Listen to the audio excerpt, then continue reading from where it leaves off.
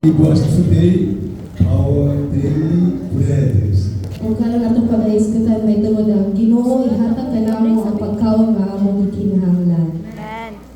Matthew chapter 6 verse 11. We read it together. Basahon din sa Mateo kapitulo 6 bersikulo 11. Mateo kapitulo 6 bersikulo 11. Ihatag kanamo ang pagkaon nga among gikinahanglan karong adlaw. Amen. Amen. Some say that money is the root of the all evils. Adunay mga tawo nga nag-ingon nga salapi mo ang hinungdan sa pagkadautan.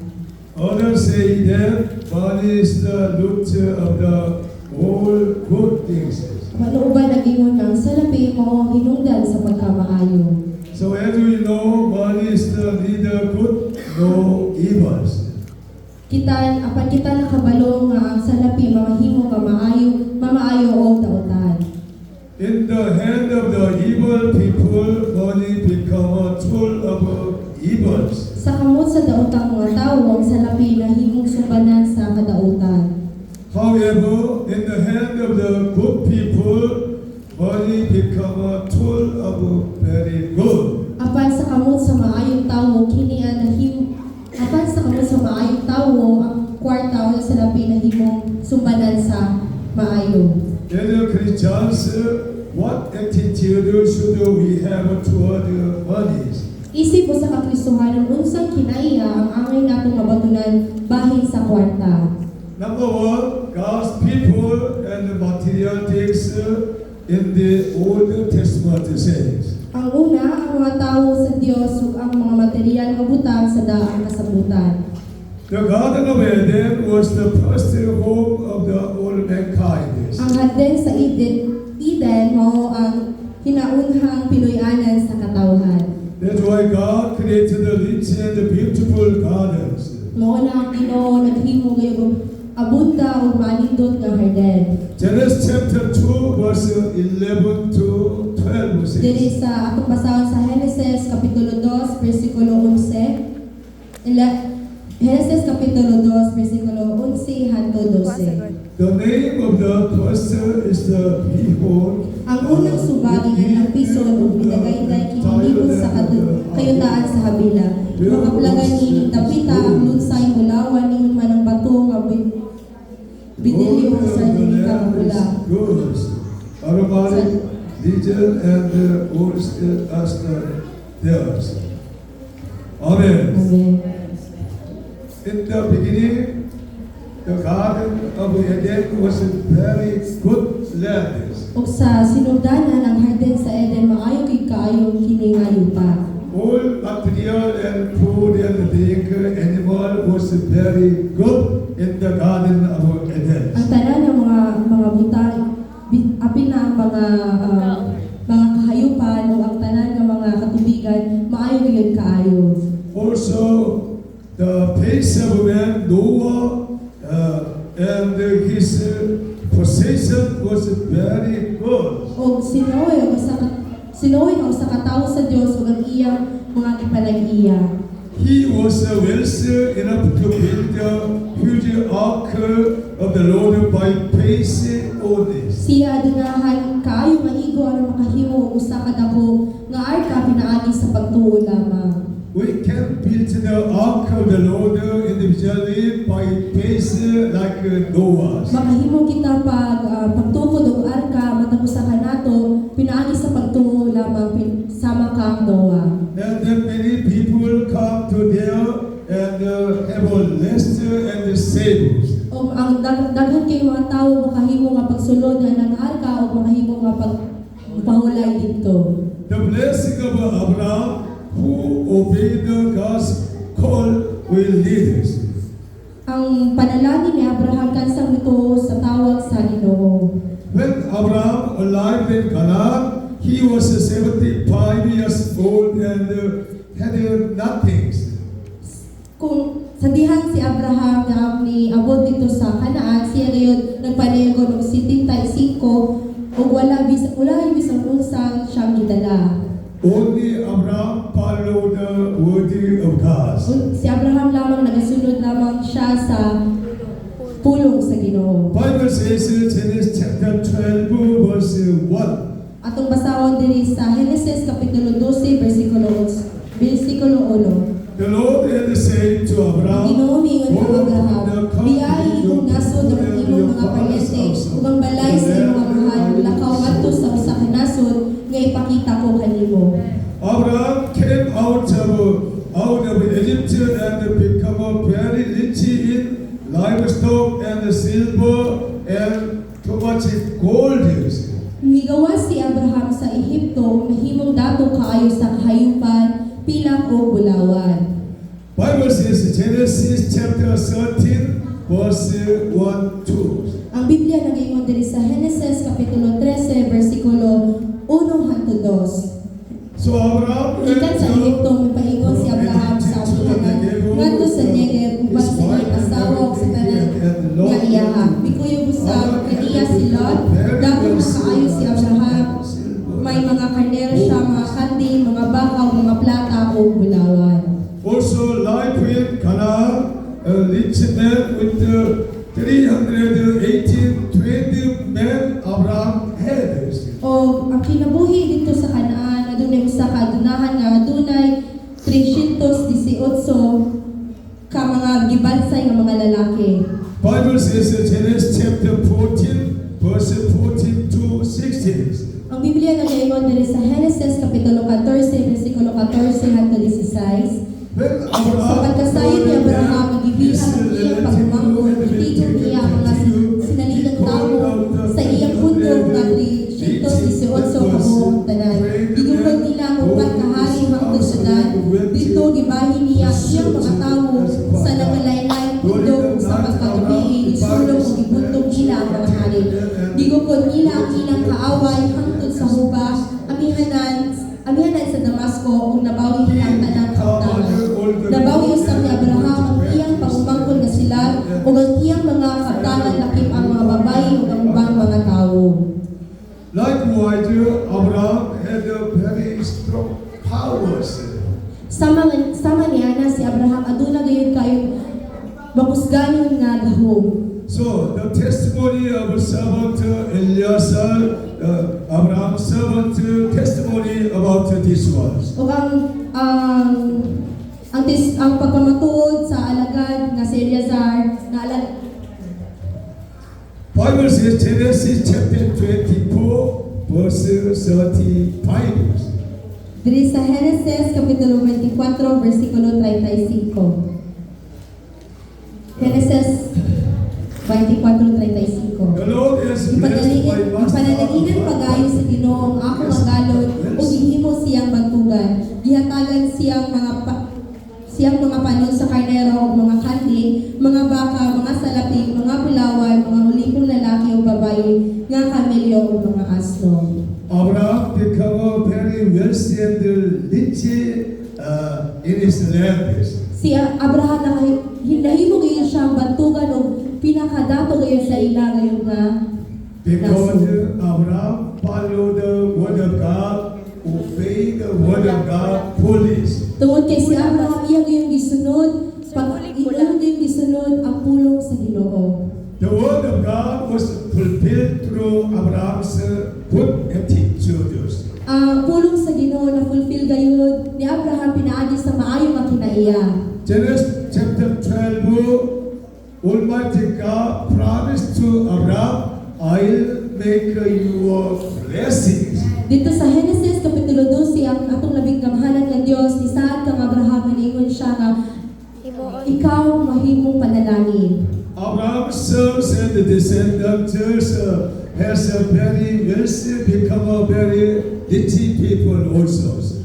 O ang mga anak ni Abraham ang iyang mga kaliwat mahimo gayon usab nga dato. We can see the Bible how much he become rich.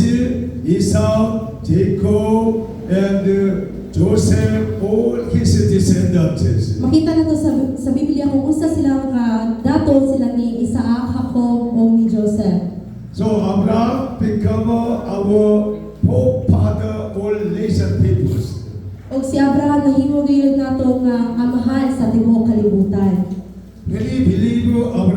and God Almighty promise will become a blessing and rich people like Abraham. O daghan kayo nitong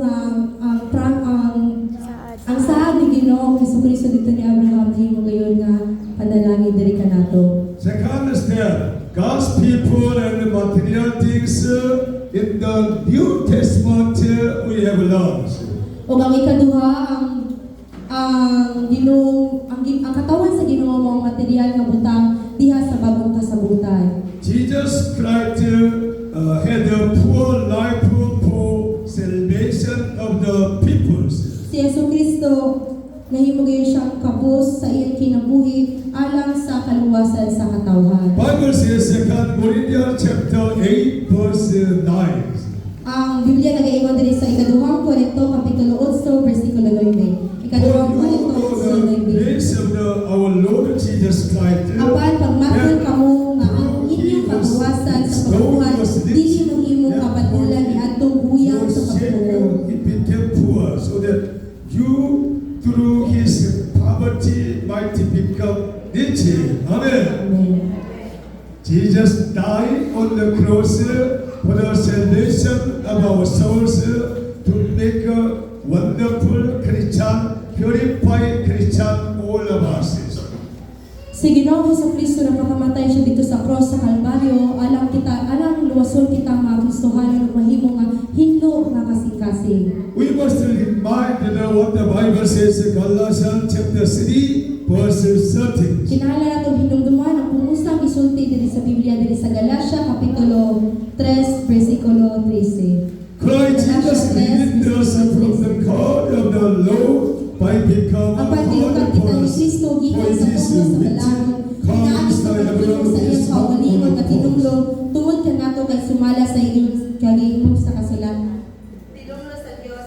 Si bisan kinsa nga bitayon sa kahon. We must be caught by our sin and mistakes. But Jesus Christ made different through his death on the crosses. Tinumlo ta kitang tanan ng mga katawan tungod sa atong mga salapan. Pinaagi ni Ginoong Jesucristo iya kitang gilukat dito sa cross. That's why all people of the world need Jesus Christ and his mercy and grace. Mao nang tanang katawan sa kalibutan kinahanglan gyud nato si Ginoong Jesucristo ang iyang pagkamaayo, ang iyang grasya. Also the life of the called disciple is a blessed life. O ang kinabuhi gitawag nga disipulo usa ka bulahan nga kinabuhi. The decision of the disciples to follow the Lord Jesus Christ. Ang desisyon sa mga disipulo sa pagsulod sa atong labing gamhanan nga Dios. How they follow the Jesus Christ? Bible says in Mark chapter 10, 29 to 30. O yung sa manila pagsunod ang Ginoo diri sa Marcos kapitulo 10 bersikulo 29. Marcos 10 bersikulo 29. 29 hangtod 30. Truly I tell you, Jesus replied, no Iyon one sa sis kanila sultian ko kamo nga ang biya sa iyang panimalayo ng mga igsoon o inahan o amahan o mga anak o mga ama tungod kanamo tungod sa maayong balita. Makadawat og labi pagdaghan ni ini kinabuhiha. Makadawat siyang ginatos sa mga balay, mga igsoon, mga inahan, mga anak o mga ama, bisan tuod lutuson siya. O sa umaabot nga panahon makadawat siya sa kinabuhing dayon. Amen. Amen. Which have followed Jesus Christ, the disciples, they received the 100 times blessing in these ages.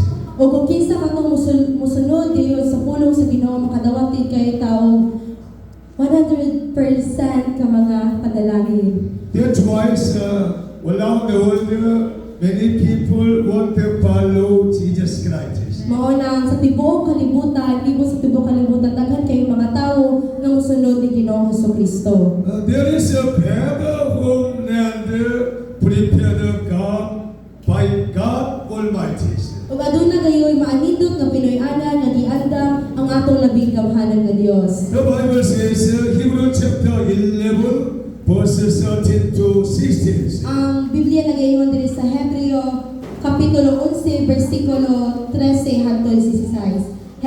Kapitulo 11, versikulo 13 hanggang 16. Nang namatay silang tanan diya sa pagtuo, wala sila makadawat sa butang ang isa sa Dios, apan bisan layo pa kita, nakita na nila kini ug gihamok nila ug ila sa dayag na sila, mga langya o mga lumalabay dinhi sa kalibutan. Kadto nagsulti sa inyo nagpahayag sa patinaw nga nakita sila ug usa ka nasod nga ilang kaugalingon. Wala na sila maghuna-una sa nasod nga ilang gibiyahan. Kung naghuna-una pa sila niini, makapauli ta sila. Gipangandoy hinuon nila ang labing pang maayong nasod nga mao ang narislong nasod. Busa wala ay kaulang sa Dios ang ilang pagilakan niya nga ilang Dios kay nag-andam magsiyag usa ka syudad alang kaniya. Amen. Amen. All disciples want to follow the Jesus Christ because of they want to longing for a better country in the kingdom of heavens. Ang tanan nga disipulo ni Jesucristo ganahan gayud sila nga musunod o makabaton gayud niini sa giharian sa langit. We are now living in the Philippine countries. Sama karon nagpuyong ta diri sa Pilipinas. But Bible says there is no another country very good, better country than Philippines. Apan ang Biblia nagaingon nga aduna gyud lain pa kayo nga nasod nga mas maalindot pa kaysa diri sa Pilipinas. As a disciple of Jesus Christ, we are looking for the better countries. Ug isip po sa kadisipulo ni Ginoong Jesucristo, kita nangita og maayo gayud nga nasod. The view of the earth, those who believe in Jesus Christ on material things will lose. Ang paglantaw ni atong mituo kang Hesus sa material nga mga butang ang kagayong makapunan. As a people of God, we are freed from any kind of causes. Isip makatawan sa Dios, kita gawas to gikan sa tunglo. We are receiving the blessing of Jesus Christ. Atong nadawat ang mga panalangin ni Ginoong Jesucristo. It does not mean that there are no difficulties. Walang kini nagpasabot nga walay kalisdanan. When we follow the Jesus Christ, we can meet the trouble and suffering, persecution and difficulties. Kung kita mosunod ni Ginoong Jesucristo, kita maka-ambo or maka-experience din ng mga kalisdanan sa atong kinabuhi. Difficulty means that even difficult to bear the fruits of the blessing. O ang kalisdanan nagpasabot kini nga bisan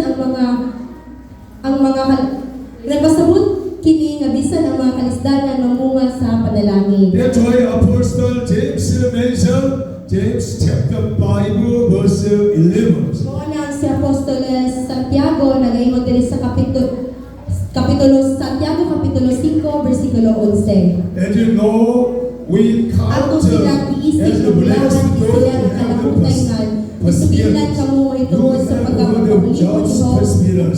Inyong nasayran ang gibalot sa Ginoo kaniya sa katapusan niya Ginoo. Mahal kumawang mga compassion and mercy. Amen. Prophet Job had a very difficult time and lost everything.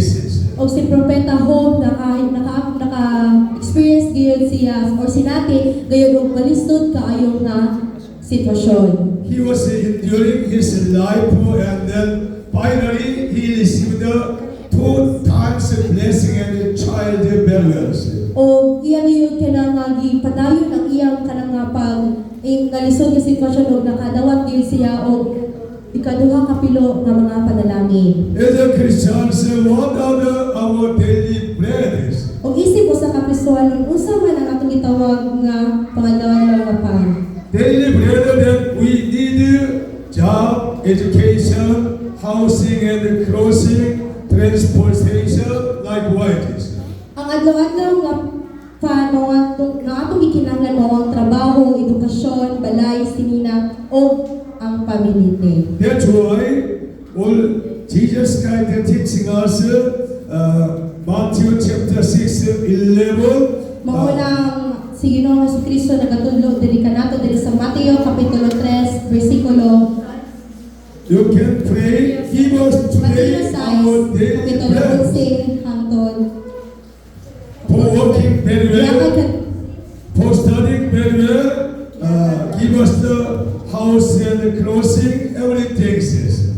o gihatag ka namo ang pagkaon nga among gikinahanglan karong adlaw para sa ato ang pangadlaw-adlaw nga gikinahanglan. But Almighty God know very well what we need is. Apan ang atong labing gamhanan nga Dios nakabalugin siya pag-ayo sa atong mga gikinahanglan. Bible promises Philippians chapter 4:19. Ang Biblia nagasa diri sa Filipos kapitulo 4. And my God will meet all your need according to the riches of His glory in Kung ang Christ akong Dios Jesus. magsangkap sa tanan ninyong gikinahanglan, sumala sa nahingapin niyang bahandi diha ni Jesucristo. Jesus Christ is the Almighty God. He knew very well what you need, everything. Si Jesucristo labing gamhanan ngayon kayo nga Dios ug siya nasayon sa tanan natong gikinahanglan. So we must seek first His kingdom and His righteousness, and then all these things will be added to you. Bible promises. O kinahanglan gyud nato nga unahon pagpangita ang gingharian ubang pagkamatarong ni Ginoong Jesucristo ug kaning tanan nga mabutang magadugang lamang diri kanato ang Biblia nagaingon. Bible promises Malachi chapter 3, 10 to 12. Ang Biblia nagaingon diri sa Malakias kapitulo 3 bersikulo 10 hangtod 11. Malakias 3 10 hangtod 11. Bring the whole tithes into the storehouse, that there may be food in my house. Test me in Dagang this, ibuok says the ang Lord ikapulong anto sa Almighty. templo aron And the natunay sea pagkaon I will dito not slay ako throw makita the ninyo nga ablihan ko ang mga bintana sa langit ug ibubuko ninyo sa matagayon gayon ang mga mananangin. Dili ko tugutan ang mga mananap sa pagdaglag sa inyong mga tanong aron ang inyong kaparasan mamunga ug daghan. Amen. Will not drop their fruit before it is ripe, says the Lord Almighty. Amen. Almighty God promised to the peoples.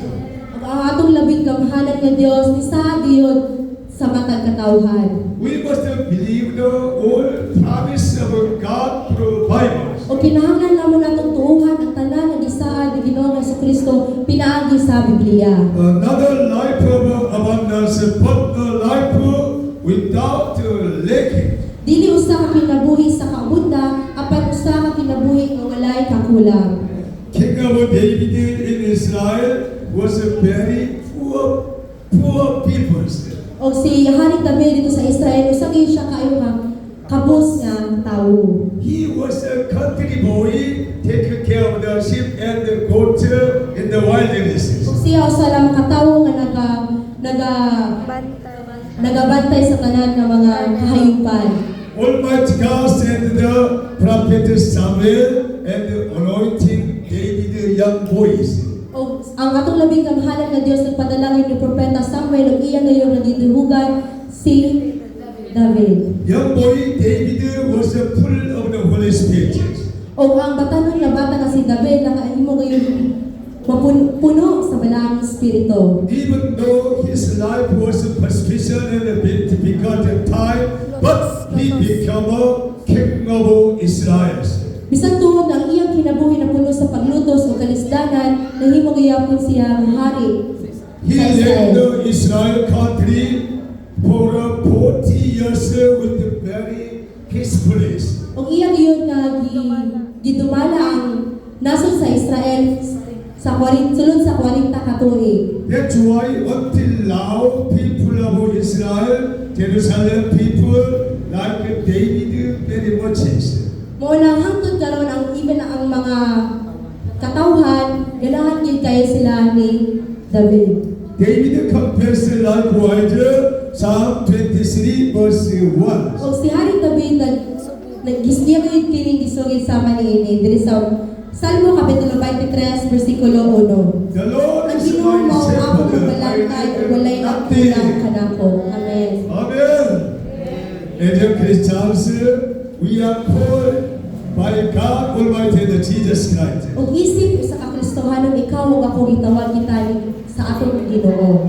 The Lord God and Jesus Christ is our good shepherd. Ang atong labing gamhanan nga Dios ug si Ginoong Jesucristo mao ang atong maalindot nga magbalantay. We know that He can know what we need and provide everything.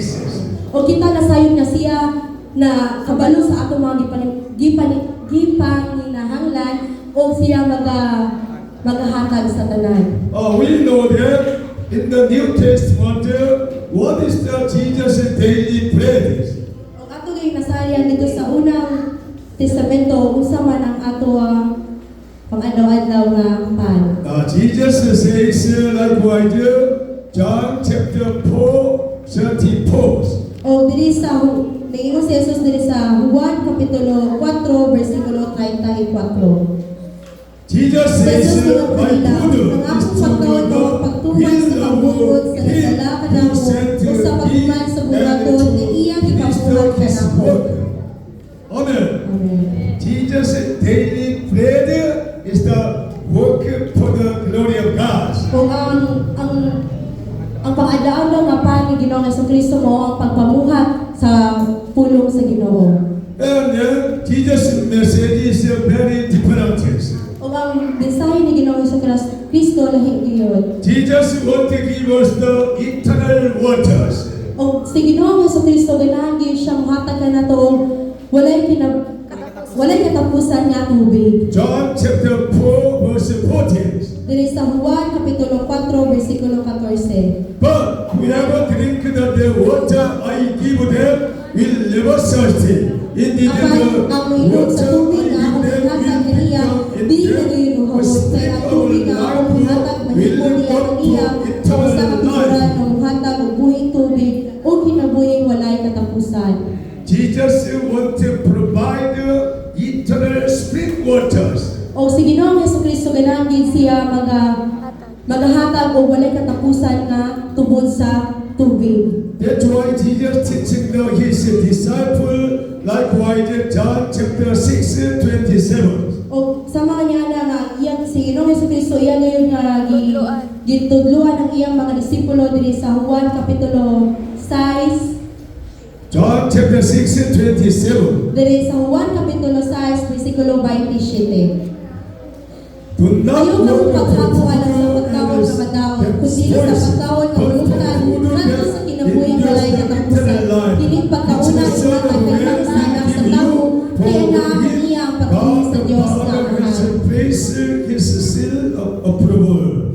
Amen. Amen. We must work for food that not spoils. O kinahanglan kita mulihok o kuha o gayon mga pagkaon nga atong kinahanglan. We must seek the food for endure eternal life. Kinahanglan kita mangita gayon og mga pagkaon para ato gayon nga mulungtad ang pagkaon. Amen. Number 4. What is the life that pleases God Almighty? Ug ang ikaw pa unsa ang kinabuhi nga makapahimuot sa Ginoo. Almighty God promises to not love the money or material things. Ug atong labing kamahanan nga Dios nga gaingon nga ayaw gyud dugma ang kwarta o mga material nga mga butang. 1 Timothy chapter 6 verse 10. Diri sa unang Timoteo kapitulo 6 bersikulo 10. For the love of money is the root of all kind of evil. Some people Kaya ang pagkamalimaw sa salapi, mo'y dinugdan sa tanang pagkakautan. May mga tao nga tungod sa kadakos sa ilang tinguha nga masampian na himulag hinuon sa pagtuog na agong sa daghang mga kagulanan. So Bible says, continue, Hebrew chapter 13 verse 5. O ang Biblia nagaingon diri sa Hebreo kapitulo 13 bersikulo 5. Keep your lives free from the love of the money and be content with the one you Ayaw have. higugmaan sa labi. Kinahanglan makontento ko sa usay nga kaninyo, kinalingon ng Diyos, dili ko kayo kamubiyaan o taligdan. Amen. God is with us working together. O ang atong labing gamahanan ng Diyos nagauban diri kanato. That's why trust in God through Holy Bibles. Mo na kinahanglan dayon kita nga mutuo pinaagi sa Biblia. So every material things that serve God and our neighbor are valuables. O ang mga material nga mga butang nga nagalagad sa Dios o sa atong mga silingan bililhon gayon. Because we are not material's owner, but the word is that we must shadow according to the God's wills. Tungod kay dili kita mga tag-iya sa material apan tinugyanan o kinahanglan natong ipaambit sumala sa kabubuton sa Dios. The Bible promises, Acts chapter 20:35. Ug ang Biblia nagaingon nagasa diri sa Buhat kapitulo 20 bersikulo 35. In everything I did, I saw you that by this kind of hard work we must Diya sa tanan nga akong gihimo ipakita ko kaninyo nga kinahanglan kita maghabol at pastabang sa mga balulod uban ang pagtulong sa giron sa Ginoong Dios. Ginoong Jesus, labaw nga bulahan ang paghatag kay sa pagdawat. When you give to the another one need, you will be blessed. Kung kita muhaka ngayon sa atong isigkatawo, kita gawin pananahinan. This is the promise of Bible for all Christians. O mo kini ang saan sa Biblia para kanatong mga Kristohanon. Also Bible promises Luke chapter 6:38. O ang Biblia nagasaad diri sa Lucas kapitulo 6 bersikulo 38. Lucas kapitulo 6 bersikulo 38. Lucas kapitulo 6 bersikulo 38. Panghatag kamo sa inyong isigkatawo kabuhatagan. Madawat ninyo ang gustong tapos ug sobrang pagaling nga magbawas kini. Ang sudlanan inyong gamiton alak sa uban, mausa kung gamiton alak kaninyo. Amen. So, reading the principle of the sowing and the reapings. Mao na ang pagkat-on sa prinsipyo sa pagpugas o pag-ani. Bible promises Galatians chapter 6 verse 7. Ang Biblia nagasaad diri sa Galacia kapitulo 6 bersikulo 7. Galacia 6:7. Ayaw libungi ang inyong kaugalingon pinanay sa pagtuo nga makalimpong kamo sa Dios. Ang isuga sa tawo mo sa iyang anihon. Amen. Do not discard it when you have done good. O ayaw ngayon kasubo kung ikaw nagabuhat o maayo. Verse 9. O diri sa bersikulo 9. Galatians chapter 6 verse 9. Galacia kapitulo 6 bersikulo 9. Let us Kung sa not dili kita pinapulan sa pagbuhat o maayo kay kung magmadasigon kita maabot ang panahon nga makaani ngayon kita sa bunga niini. Amen. Do not give up doing good every time. Amen. O dili gyud kita muundang pagbuhat o maayo sa matag. Bible says 2 Corinthians chapter 9 verse 8 to 9. Ug ang Biblia nagaingon diri sa ikaduhang kapitulo